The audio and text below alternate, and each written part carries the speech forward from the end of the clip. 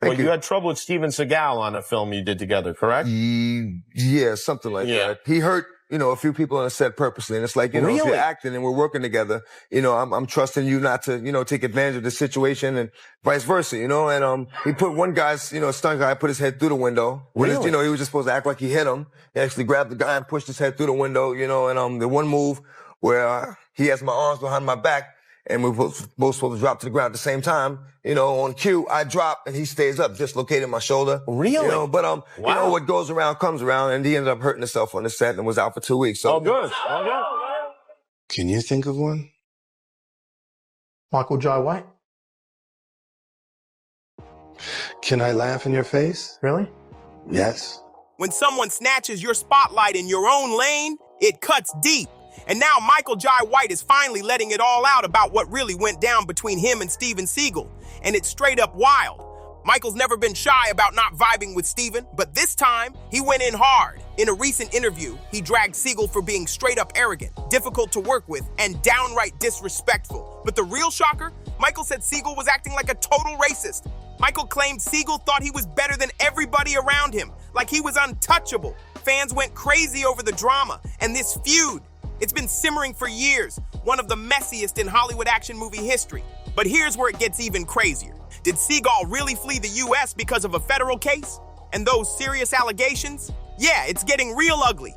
This whole beef traces back to the Hollywood tough guy, in your opinion. You accept it, of course. When you say tough guy, do you mean martial artist or just tough guy? I mean, Steven, for real. If he was on the street and there was a situation, you wanted this Hollywood guy by your side because he could defend himself.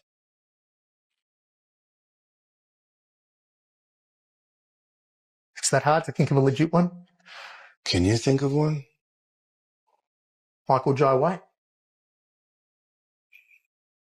Can I laugh in your face? Really? Yes. Early 2000s.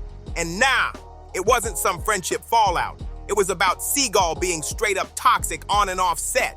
He had a nasty rep for being impossible to work with. And Michael, he finally hit his breaking point. Now it's all exploding. Michael's exposing how Seagal nearly torched his whole career right when he was blowing up. Seagal might have played the tough guy on screen, but behind the scenes, he was taking it way too far. Now let's talk about Michael Jai White. This man's the real deal. Certified martial artist, respected fighter, and someone even the biggest names in combat sports give major respect to.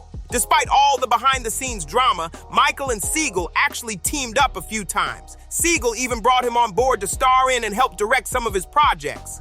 But then, 2012 happened, and Seagal came out swinging with some serious shade. When asked if Michael was a top-tier fighter, Seagal laughed and said he didn't respect his career. Not one bit. Fans weren't shocked, though. Seagal's got a long history of trashing other fighters just to pump himself up. But the fact that he threw dirt on someone he personally invited to work with him, that hit different. It flipped their dynamic completely. What little respect was there turned into cold tension real quick. Back in the day, Seagal's name was untouchable. Action fans were calling him the next Bruce Lee.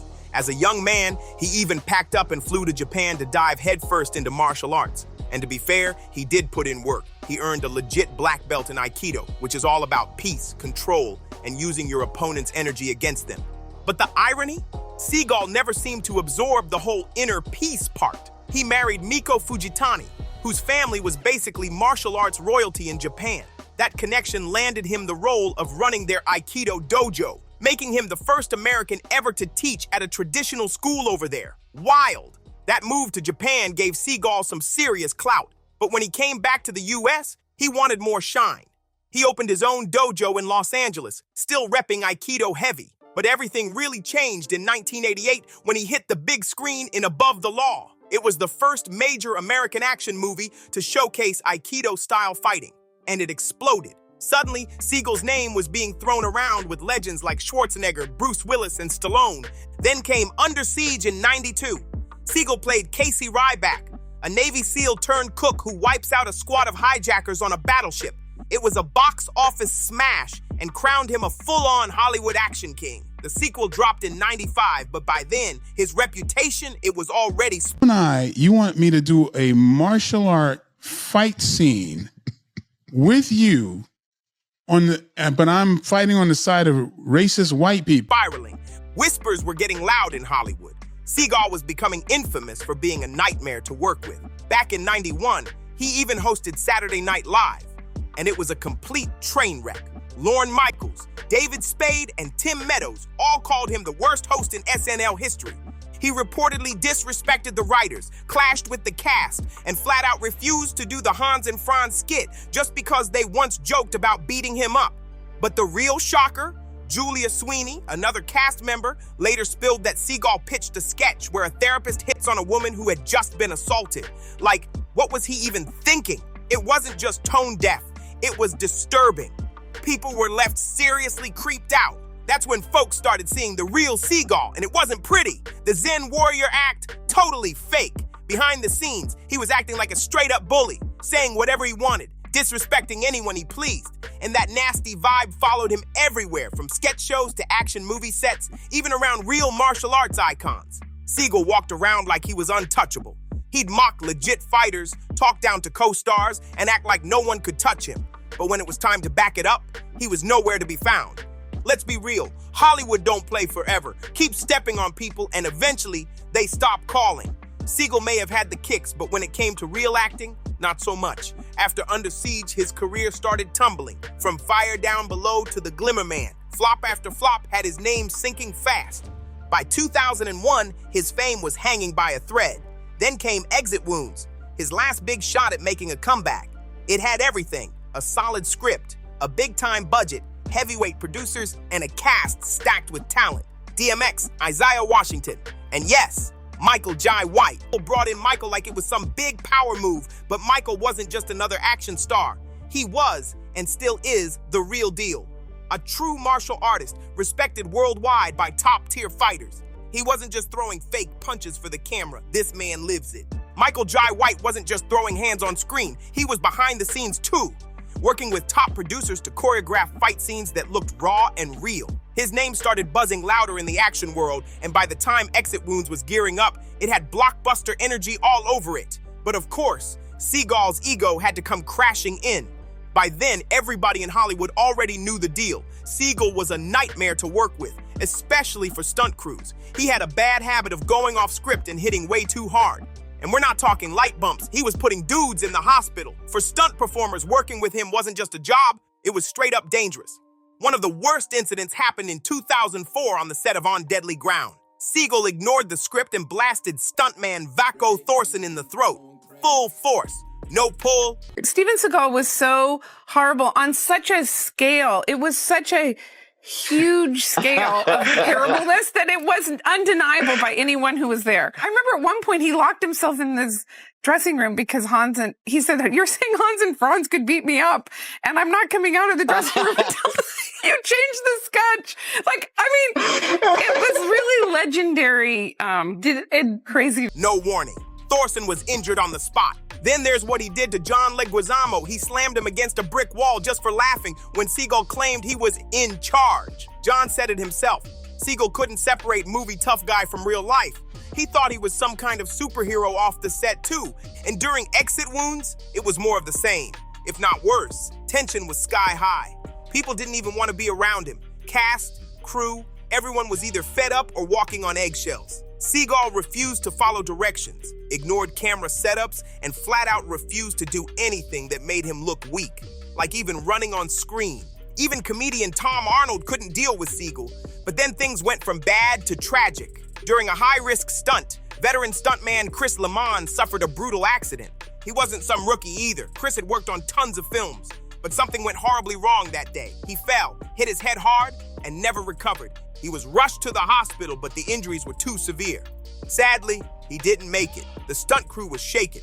One of their own was gone, and the whole vibe on set turned ice cold.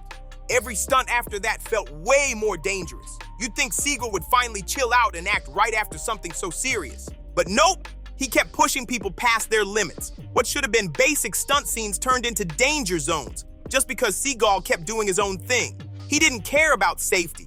He cared about control. Even DMX wasn't safe. Word is, Seagal twisted his arm during a scene and ignored the choreography, sending DMX crashing down hard. DMX was furious. By the end of filming, folks were done with Seagal. People were literally counting the minutes till he was gone. That final scene, supposed to be a cinematic showdown. Michael Jai White versus Seagal. Real martial artist versus fake tough guy. But behind the scenes, it got juicy. Michael later revealed that during those last days, cast and crew were pulling him aside, begging him to put Seagal in his place. Not just in the scene, but for real. The crew wanted Seagal humbled, bruised, maybe even sent home early. And let's be real, Michael Jai White could have ended him if he wanted to. The guy's a world-class martial artist, fully trained, fully proven. Meanwhile, Seagal was just a washed-up star, still walking around like he owned the set. Michael had watched him push people around one too many times. Whatever respect he might have had, gone. But instead of throwing hands... Yeah, that wasn't easy. That was, you know, I did a movie with him called Executive Decision. Yeah. And... Yeah. Oh, yeah, all three of you saw it. And the first day we get together for rehearsal with the actors and the director, he comes in, I'm in command. What I say is law. You disagree? And I started cracking. I was like, I thought he was kidding. We were just hanging out. Yeah. And he Aikito'd me against a brick wall. Wow. Knocked all the air out of me. I was like, what? What? Michael kept it professional. He took the high road. Still, that final fight scene, total garbage. Seagal had a clause in his contract saying no one was allowed to actually hit him. So Michael couldn't even go full speed. What should have been an epic showdown turned into a stiff, awkward mess. Then in 2012, Seagal had the nerve to laugh in an interview when asked if Michael was a great fighter. That was it for Michael. That moment told him everything. Seagal was just a small-minded, insecure guy who couldn't handle being around real talent. Seagal's career, it never bounced back. After torching bridges across Hollywood, he faded into low-budget, over-the-top action flicks, shot for random studios in Thailand. And here's where it gets even messier. Word is, Seagal might be dodging legal trouble in the US, which could explain why he's been laying low in Russia for years. Yep, Vladimir Putin granted him Russian citizenship in November 2016. But that wasn't just random. Seagal had been hyping up Putin for years. He suddenly started claiming he had Russian roots and went full pro-Putin in the media. He even called Putin his brother, praising him as one of the greatest world leaders alive.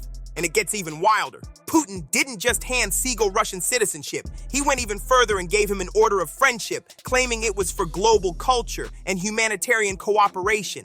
But let's be real, this wasn't about culture. Seagal wasn't just some fanboy. He dove headfirst into Russian propaganda, especially once the war in Ukraine kicked off. He backed Russia hard, producing multiple films that painted Russians as heroes while trying to make Ukrainians look like the villains. One of his latest pro-Russia flicks, In the Name of Justice. The problem I had when I really flared toward him is that he was hurting the stunt guys. And one of my very good friends, a guy named James Liu, and another friend named Nils Stewart, who were nice people, but he would make it a point to like kind of even off camera do things like wrench their arms.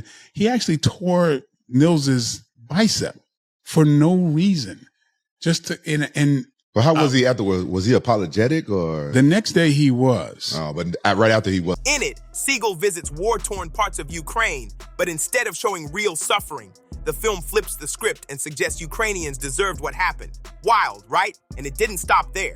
In a 2020 clip, Seagal flat out called Ukrainians Nazis, blaming them for starting the war.